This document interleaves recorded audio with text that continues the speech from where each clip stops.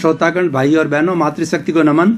Channel 24+ news के खास, विशेष, मनमोहक, हमें शांति प्रदान करने वाला, सुख प्रदान करने वाला और हमें स्वास्थ्य के संबंधी कई टिप्स देने वाला, हमारी लाइफ स्टाइल के बारे में बताने वाला, धर्म दर्शन की बातें बताने वाला, वैश्विक स्तर और पूरे विश्व की बातों के बारे में, वसुधैव कुटुंबकम की धारणा के संबंध के अंदर सारी बताने वाला, होलिस्टिक विषयों के बारे में बात करने वाला, अध्यात्म विज्ञान की बात करने वाला पुनरुत्थान कार्यक्रम में आपका हार्दिक स्वागत है, अभिनंदन, सत्कार है। भाई और बहनों, दर्शकगण, श्रोतागण, हम प्रतिदिन नए नए विषयों के साथ में प्रवेश होते हैं और हर विषय के अंदर सागर सी गहराई होती है, पर्वत सी ऊंचाई होती है और हर विषय को सांगोपांग किया जाता है। हर विषय को जो है वो मल्टी डायमेंशनल बनाया जाता है, शोध परक बनाया जाता है, ताकि कि हर व्यक्ति उसमें से खुराक मिले, हर व्यक्ति को कुछ दिशा दर्शन मिले, हर व्यक्ति को शिक्षा ले सके। इसी क्रम के अंदर हम एक महान आज विशाल दार्शनिक विषय को लेकर के आपके सामने उपस्थित हुए हैं। आज का विषय है कि क्षमा का अंतर्दर्शन। भाई और बहनों, दर्शकगण, श्रोतागण, क्षमा का अर्थ होता है माफ करना। किसी व्यक्ति ने कोई गलती करी है, उसके लिए उसको क्षमा कर देना और उसकी माफी को माफ कर देना, ये क्षमा कहलाता है। उसके लिए अंग्रेजी में शब्द आता है सॉरी, और जैन दर्शन में शब्द आता है मिच्छामि दुक्कडम, और ये आता है खमत खामना। ये शब्द जो है क्षमा के लिए यूज किए जा सकते हैं। क्षमा वीरस्य भूषणम, क्षमा जो है वीर का भूषण है। कोई भी कार्य, कोई भी कायर व्यक्ति है, किसी को क्षमा नहीं कर सकता। जो वीर होता है वो क्षमा कर सकता है। इसीलिए कहा गया है कि जे कम्मे सूरा ते धम्मे सूरा, जो कर्मवीर होता है वही धर्मवीर होता है। यानी क्षमा व्यक्ति वही कर सकता है जो कि सहनशील हो और उसके साथ सूरवीर हो, वही कर सकता है, कायर व्यक्ति नहीं कर सकता है।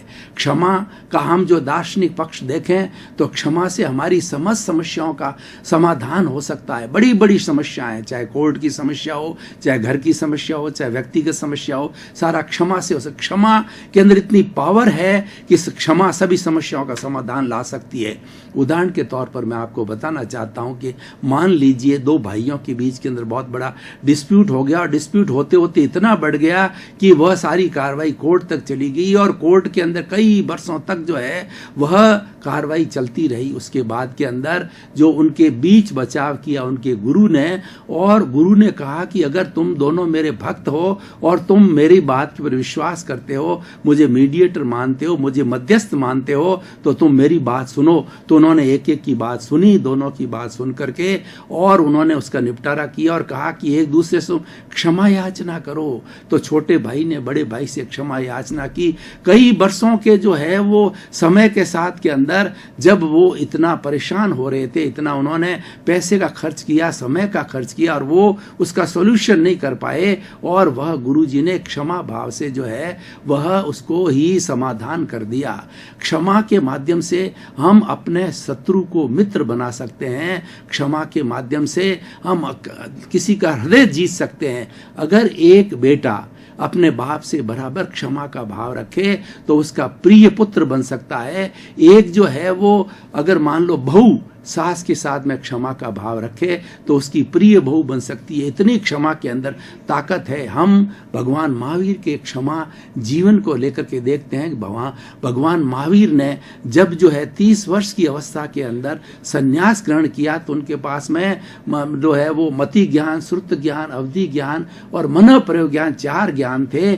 तो उन्होंने जो है संन्यास ग्रहण करते ही, साधु बनते ही, उन्होंने अपने शरीर को वोसरे कहा, यानी शरीर के प्रति जो है सभी प्रकार का मोह का त्याग कर दिया। और उन्होंने कहा कि कोई भी प्राणी, कोई भी पशु पक्षी मेरे शरीर को किसी तरह का आघात पहुंचाए तो मैं उसके प्रति जो है राग द्वेष नहीं करूंगा, मैं क्षमा भाव में रहूंगा। और वो इतना कह करके आत्म प्रकोष्ठों के अंदर चले गए। अब देखिए भगवान महावीर के पूर्वकृत कर्मों के कारण उनको कितने कितने लोगों ने सहन किया। उनके कानों के अंदर कीले मारे गए और ग्वालों ने जो है उनके दोनों जो है पांव को जो है वो वो अंगीठी बना करके और उसके ऊपर जो है खीर वगैरह बनाई, और उसके बाद संगम देवता ने एक रात्रि में 20 मरणांतिक कष्ट दिए, इतने कष्ट दिए। कभी वो सिंह बना, कभी उन्होंने जो है वो हाथी बन करके सूंड में लेकर के भगवान को पछाड़ दिया, कभी भगवान के माता पिता का रूप बना करके उनको रिझाने लगा, और कभी भी जो है वो एक सर्प देवता बन करके पानी बरसाने लगा। इस तरह से 20 मरणांतिक कष्ट दिए, सांप के रूप के अंदर डसने लगा, और का मरणांतिक कष्ट देने के बाद के अंदर संगम देवता का जो अवधि 6 महीने की अवधि थी, हुआ ये है कि जो इंद्र देवता ने ये घोषणा करी कि मनुष्य लोक के अंदर भगवान महावीर जो है एक बड़े क्षमा वीर जो है प्रतिमूर्ति है। तो इस बात का जो संगम देवता को जो है वो जलन हुई, उनको ईर्ष्या हुई कि ऐसा कैसे हो सकता है। उन्होंने जो है वो उन्होंने इंद्र को कहा कि मैं जाकर के उनकी क्षमा की परीक्षा लेना चाहता हूँ। इंद्र भगवान के जो जितनी क्षमा का और उनकी जो क्षमता थी, वो क्षमता का जो है विश्वास वो प्राप्त करने के लिए, और लोगों को जो है उनके प्रति अविश्वास दी, तो उन्होंने उसको आज्ञा दे दी और 6 महीने की अवधि दी। 6 महीने की अवधि समाप्त होने के बाद के अंदर जब जो है वो वापस जो जाने लगा, तो उन्होंने भगवान महावीर को कहा कि बताइए मैं आपको कैसा लगा। उन्होंने कहा भाई एक जो है वो कोई भी व्यापारी है, उस व्यापारी का माल जो है वो ऐसा है कि खराब होने वाला है, फ्रूट है, सब्जी तरह, और शाम हो गई और शाम के समय के अंदर वो चाहता है कि मेरा माल बिक जाए। उस समय में एक दूसरा व्यक्ति आता है और उसका माल जो 1 रुपये का माल 1.25 रुपये में लेता है। उसी तरह से तुम तो मेरे परम हितैषी हो, मेरे जन्म जन्मांतर के जितने पूर्व कर्म है उन कर्म के अंदर तुमने मेरा जो है वो बहुत जो सहयोग किया, उस कर्म को खपाने, उसी कर्म की निर्जरा करने में तुम तो मेरे को बहुत प्रिय लगते हो। तो वो नतमस्तक हो गया, उसने क्षमा मांगी। ये हमारे क्षमावीर भगवान महावीर का उदाहरण है। उसी तरीके से क्षमा का मैं आपको एक उदाहरण बताता हूं कि एक ऐसा पुत्र था जो कि वो माता से जो है वो बहुत घृणा करता था, ईर्ष्या करता था, और माता का उसने सिर काट दिया, और उस सिर को लेकर के और वो दूसरी जगह जा रहा था। तो थोड़ी देर के बाद में उस व्यक्ति को ठोकर लगी, और ठोकर लग करके उस माँ का सिर जो है उस व्यक्ति के पैर के अंदर पड़ गया। तो माँ का सिर बोला कि बेटे तेरे पांव के अंदर चोट तो नहीं लगी है, देखिए कितना क्षमा का भाव है। उसने तो उसका सिर काट दिया और वो बेटे को कह रहा है कि तेरे को कोई चोट नहीं लगी। ऐसे ऐसे क्षमा के उदाहरण है। भाई और बहनों, दर्शकगण, श्रोतागण, हमारी भारतीय संस्कृति को उठा करके देते हैं तो क्षमा से भरा हुआ है, और क्षमा जो है वह की जाए तो वो उससे बहुत बड़ा जो हमें फायदा होता है। और हमारे धर्म दर्शनों के अंदर बताया गया कि 84 लाख जीवा योनि के अंदर जो है वो 84 लाख जीवा योनि तो उत्पत्ति स्थान है, और उसके अंदर असंख्य अनंत जीव है। उन जीवों के साथ में हम जन्म जन्मांतर जो है वो कई तरह के मन वचन का ऐसे कार्य करते हैं, तो कार्य करने से हमें कई दोष हो जाते हैं। 18 तरह के दोष हम अर्जन करते हैं। 18 तरह के दोष कौन से हैं? प्राणातिपात, मर्सावाद, अदत्ता दान, मैथुन, परिग्रह, क्रोध, मान, माया, लोभ, राग, द्वेष, कलह, अव्याख्यान, पैशून्य, पर परिवाद, रति, माया, मर्सा और मिथ्या शल्य पाप। इन 18 दोषों, इन 18 पापों, इन 18 जो नेगेटिव थॉट्स के कारण जो है हम एक दूसरे को एक दूसरे के ऊपर राग द्वेष करते हैं, और एक दूसरे के स्वयं दुख देते हैं, तकलीफ देते हैं। तो वो तकलीफ और दुख देने के कारण में हमारे कर्मों का बंधन होता है, और वो कर्मों का बंधन जो है वो क्षमा के द्वारा दूर किया जा सकता है। इसको प्रतिक्रमण बोला जाता है। प्रतिक्रमण का अर्थ होता है कि अपने द्वारा अर्जित किए हुए दोषों को जो है वो जिस तरीके से हम कपड़े के ऊपर जो डिटर्जेंट पाउडर लगा करके और उसको एकदम जो है वो दाग रहित करते हैं, उस तरीके से हमारे दोषों को धोना, हमारे दोषों के प्रति क्षमा याचना करना, भगवान से क्षमा याचना करना कि भगवान मेरे से बहुत बहुत दोष हो गए, मुझे क्षमा करो। और जिसके साथ के अंदर जो है हमारे दोष हो गए हैं उसकी शुद्ध आत्मा को ध्येय करके और उससे जो है आप क्षमा याचना मांगो, तो वो अव्यबाध आत्मा आपको क्षमा करती है। इसी तरह से प्रतिदिन 84 लाख जीवा योनि के प्राणियों का आह्वान करो, आह्वान कर से उनको निवेदन करो कि मैं आपको शुद्ध हृदय अंतःकरण से आपके द्वारा संसार रूपी नाटक के प्रारंभ से अध्यक्षण पर्यंत मैंने आपका कोई भी दिल दुखाया, आपके प्रति आपको कोई दुख दिया है, तो मैं आपसे क्षमा याचना करता हूं, मुझे क्षमा करो, क्षमा करो, क्षमा करो। इस तरीके से क्षमा करने से अव्यबाध आत्माएं क्या होती है कि अव्ययवाद आत्मा जो है वो किसी को दुख नहीं देती, न तो सामने वाली की अव्ययवाद आत्मा दुख देती है, न हमारी अव्ययवाद शुद्ध आत्मा दुख देती है। तो वो दोनों आत्माओं का जब आपस के अंदर बिना कोई माध्यम से संपर्क होता है तो एक दूसरे से माफ कर देते हैं। इस तरह से 84 लाख जीवा योनि से प्रतिदिन क्षमा याचना करो तो क्षमा याचना करते करते हमको एनओसी मिल जाती है। हमारे दोष किए वो सब माफ हो जाते हैं, और सब सारे दोष माफ होने के बाद में हमारी आत्मा के साथ जो कार्म शरीर जुड़ा हुआ है, जो कषाय है, जो राग द्वेष युक्त है, 8 कर्मों का पुलिंदा है, वह धीरे धीरे जो है साफ होने लगता है, और साफ होकर के हमारी आत्मा जो है वो एकदम प्योर 24 कैरेट सोने की तरह प्योर हो जाती है और सिद्ध बुद्ध मुक्त हो जाती है। भाई और बहनों, दर्शकगण, श्रोतागण, अब समय की अल्पता को देख करके मैं इस एपिसोड को आज की प्रासंगिकता के साथ में, आज की रिलीवेंस के साथ में, वर्तमान परिप्रेक्ष्य के अंदर अगर व्यक्ति क्षमा का भाव धारण करे तो उससे उसको क्या लाभ होगा, समाज को क्या लाभ होगा। भाई और बहनों, दर्शकगण, श्रोतागण, आप देखिए कि जब कोई व्यक्ति एक दूसरे से संपर्क करता है तो उनके दोनों की अलग अलग विचारधारा होती है, और व्यक्ति उसमें से एक व्यक्ति अगर लूज टेम्परामेंट वाला होता है तो वह उसको कुछ अनर्गल बात कहने लग जाता है, तो सामने वाला 2 की जगह 4 सुना लेता है और 4 की जगह 8 सुना देता है। इस तरीके से आपस के अंदर झगड़ा हो जाता है। ये झगड़ा बढ़ते बढ़ते किसी भी स्तर तक जा सकता है, पुलिस कार्रवाई तक जा सकता है, कोर्ट तक जा सकता है, और उसके क्या दुष्परिणाम हो सकते हैं दोनों को मालूम नहीं है। लेकिन उन दोनों में से यदि एक व्यक्ति क्षमाशील है और वह ये सोचता है कि इसने मेरे को गाली दी या इसने मेरे को अपशब्द कहे, मैं अगर स्वीकार नहीं करूं तो वापस चले जाएंगे, वो क्षमा का भाव रखता है। क्षमा का भाव रखने से उसके द्वारा जो दिए गए अपशब्द या गाली है वो एक्सेप्ट नहीं की जाती है और उसका कोई प्रभाव नहीं आता है, और सामने वाला व्यक्ति बड़ा प्रभावित होता है कि मैंने इन महाशय को जो है इतना कष्ट दिया, इतना अनर्गल बोला, इतनी गालियां दी, लेकिन ये कितने क्षमावीर हैं कि इन्होंने मुझे वो किसी तरह का वापस रिएक्शन नहीं किया।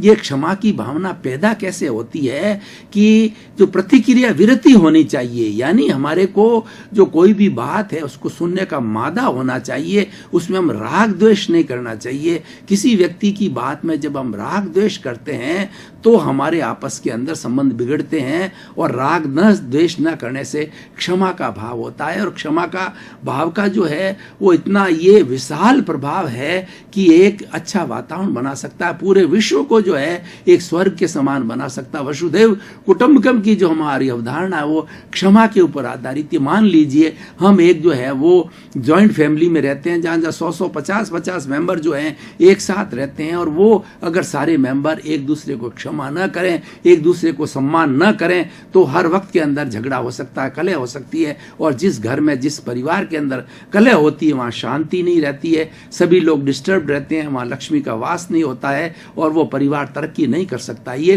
क्षमा का भाव जो पैदा होता है, वह क्षमा का भाव जो भीतर के अपने जो है पॉजिटिव थॉट्स के कारण होता है। हम हर चीज को जब पॉजिटिव लेते हैं तो स्वतः इस क्षमा का भाव हमारे जीवन के अंदर पैदा हो जाता है। ये एक बहुत बड़ा अच्छा गुण है। ये हमारे लौकिक जगत के लिए भी अच्छा है, पारलौकिक जगत के लिए भी अच्छा है। हमारे ऐसा माना जाता है कि हमारी ये शुद्ध आत्मा के साथ में कार्बन शरीर एक फेविकॉल की तरह जुड़ा हुआ है, जिसको लिंग शरीर कहा जाता है, जिसको कॉजल बॉडी कहा जाता है। जन्म जन्मांतर के अंदर हम जो किसी को कष्ट देते हैं, किसी के प्रति राग द्वेष करते हैं, किसी के प्रति कषाय करते हैं, वो सारा इस कॉजल बॉडी के अंदर इकट्ठा होता है। ये कॉजल बॉडी जब तक कि शुद्ध आत्मा के साथ में जुड़ी हुई रहती है, ये आत्मा सिद्ध बुद्ध मुक्त होकर के और जो सिद्धालय को नहीं जा सकती है, इस कॉजल बॉडी को समाप्त करने के लिए क्षमा का भाव जो है, जिसको प्रतिक्रमण कहा जाता है, वह बहुत अति उत्तम भाव है। और इसी क्षमा के भाव से जुड़ी हुई 4 बातें मैं आपको बताता हूं। सामायिक, आलोचना, प्रतिक्रमण और प्रत्याख्यान, ये 4 ऐसे टूल है जो क्षमा भाव से जुड़े हुए हैं और चारों ही पावरफुल है। कोई व्यक्ति चाहता है कि मेरा जीवन आनंदमय बने, मेरा जीवन सुखी बने, तो ये 4 सूत्रों को जीवन में ध्यान रखना चाहिए। सबसे पहले तो ये अपना सामायिक का अर्थ होता है कि मैंने जो 18 तरह के पाप है, इन पाप दोषों को जो जीवित प्राणी हैं, जो लिविंग बीइंग्स है और जो आत्मा है, उनके आत्माओं के साथ में किस तरीके से जो 18 तरह के दोष करके, पाप करके जो मैंने पापों का अर्जन किया है, दोषों का अर्जन किया है, उन दोषों को भीतर की पर देखना, प्रत्यक्ष रूप से देखना, अप्रत्यक्ष रूप से देखना। इसीलिए दोषों को देखना सामायिक कहलाता है। उसके बाद आपने अपने दोष देख तो लिए, लेकिन उन दोषों को रियलाइज करना, उन दोषों को स्वीकार करना, क्योंकि जब तक स्वीकार नहीं किया जाता दंड नहीं मिलता। हमारी जो वर्तमान जुडिशरी जो सिस्टम है उसमें भी क्या होता है कि जज के सामने जो वकील है, जो अभियुक्त होता है, या तो वो स्वयं कन्फेस करे कि गलती मेरे से हुई है, या जो वकील होता है वह कुछ जो है वो एविडेंसेस के माध्यम से कन्फेस करवाता है, प्रूव करता है कि गलती उसने की, तब जाकर के जज सारा निर्णय देता है। बिना स्वीकार के निर्णय नहीं होता है। तो अपने दोषों को स्वीकार करना है, ये आलोचना कहलाता है, ये प्रतिक्रमण है, वो क्षमा का भाव है। और हर क्षण प्रतिक्रमण करना चाहिए कि आपके जो है जिस वक्त में जो साथ में दिन भर हम कार्य करते हैं, उन कार्य करने से हमारे जो लोगों को किसी को मन दुखाया हो तो उस मन दुखाने के लिए हमें सॉरी फील करना चाहिए, हमें क्षमा याचना और हमें जो प्रतिक्रमण करना चाहिए। और हमें प्रातः उठ करके रोज चिंतन करना चाहिए कि प्राप्त मन वचन काया से जगत के किसी भी जीव को किंचित मात्र भी दुख न हो, दुख न हो। हे ईश्वर, है मेरे भीतर विराजमान शुद्ध आत्मा भगवान, मुझे ऐसी शक्ति दो कि मैं वो किसी भी प्राणी को किंचित मात्र भी जीवन पर्यंत दुख न दूं। तो इस तरीके से क्षमा के भाव के अंदर बहुत बड़ी ताकत होती है। अब देखिए वर्तमान परिप्रेक्ष्य के अंदर हम जो है इतनी 7 अरब की जनसंख्या जो है एक साथ रह रही है। अगर कोई भी व्यक्ति एक दूसरे के ऊपर प्रतिक्रिया करे, वो लड़ाई झगड़ा होता रहे तो कलह चलती रहेगी। लेकिन एक दूसरे का जो व्यक्ति का जो है प्रति सम्मान करना, सम्मान का जो भाव आता है क्षमा भाव से आता है। और क्षमा भाव से सम्मान पैदा होता है। दोनों एक दूसरे के पूरक है और दोनों ही जो एक सिक्के के दो पहलू हैं। जो ही आपने क्षमा का भाव किया, आपके मन में सम्मान पैदा हो जाएगा। इसलिए शांतिपूर्ण से अस्तित्व में रखना है कि 7 अरब की जनसंख्या जो है वो आराम से रहे, सुख से रहे, चैन से रहे और पूरा उनका जीवन जो इस सृष्टि के अंदर सभी चीज़ों की उनकी आवश्यकता की पूर्ति करने के लिए सृष्टि ने सभी चीज़ें निर्मित की है। पेड़ है, पौधे हैं, फल है, फ्रूट है, जड़ी बूटियां, सभी तरह की उनकी व्यवस्था जो कर रखी है। प्राण वायु देती है प्रकृति और सब तरह का उनका दिया है। लेकिन आपस के अंदर जो सहवास होता है, आपस के अंदर जो रहना होता है, वो शांतिपूर्ण तरीके से होना चाहिए। तो अगर क्षमा का भाव रखा जाता है, एक देश दूसरे देश से क्षमा भाव रखा जाए तो सारी समस्याओं का समाधान हो सकता है। आज पाकिस्तान का उदाहरण लेके दो कि पाकिस्तान हमारे को शत्रु समझता है, जबकि हम उसको मित्र समझते हैं। हमारा दिल साफ है, हम कभी भी चला के पाकिस्तान के लोगों के ऊपर आक्रमण हमने नहीं किया है। और हम तो पूरे विश्व के साथ में मैत्री करने वाले हैं कि भारत एक धर्मगुरु देश रहा है, पंचशील में विश्वास करता है, अहिंसा में विश्वास करता है, ये निःशस्त्रीकरण में विश्वास करता है। हम तो हर व्यक्ति को जो है वो जो है सम्मान देते हैं। हम तो मंदिरों के अंदर पत्थर रूपी भगवान की पूजा करते हैं, तो व्यक्ति दूसरे के साथ में क्यों बुरा व्यवहार करेगा। हमने जब से हमारा देश आजाद हुआ तभी पाकिस्तान से जो है भाईचारा का संपर्क रखा, लेकिन वो हमसे भाईचारा नहीं लगते। हम तो हर वक्त उसे क्षमा का भाव करते हैं। तो इसलिए ये क्षमा का भाव अधूरा रह गया क्योंकि वो हमसे क्षमा नहीं कर रहा। इसीलिए आज अगर हमारा यूएनओ है जिसके अंदर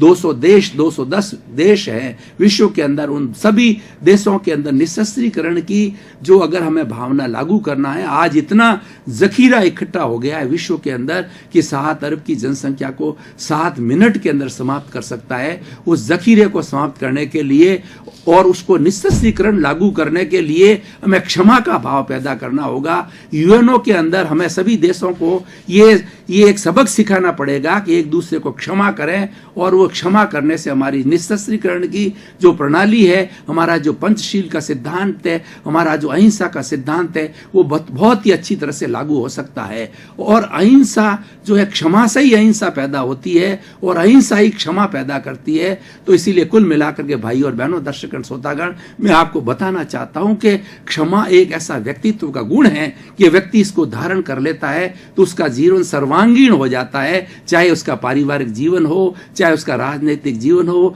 चाहे उसका आर्थिक दृष्टि से जीवन हो, चाहे विश्व में किसी कोने में जाए, यदि व्यक्ति अपने जीवन के अंदर क्षमा का भाव रखता है तो कोई उसका शत्रु नहीं हो सकता है। दर्शकगण, श्रोतागण, भाई और बहनों, आपका बहुत बहुत धन्यवाद। आपके प्रति कृतज्ञ। आप पुनरुत्थान कार्यक्रम बराबर देख रहे हो क्योंकि आप पुनरुत्थान कार्यक्रम की आत्मा हो। आप स्वयं देखते हो और साथ साथ के अंदर आपके दूसरे जो है मित्रों को, पड़ोसियों को, रिलेटिव्स को बराबर देखने की प्रेरणा दे रहे हो। इसीलिए पुनरुत्थान कार्यक्रम आप प्रगति की ओर है, क्योंकि आपका कार्यक्रम है और ये आपको जो अच्छा जीवन देने के लिए प्रेरणा देता है। पुनरुत्थान कार्यक्रम का उद्देश्य है सर्वे भवन्तु सुखिनः सर्वे भवन्तु निरामया। इसी क्रम में आपका जीवन आनंदमय हो, मंगलमय हो, सुखमय हो और आप शतायु होकर के और अपने अपने समाज की आप खूब परोपकार करें, समाज की सेवा करें। आपका जीवन आनंदमय हो, मंगलमय।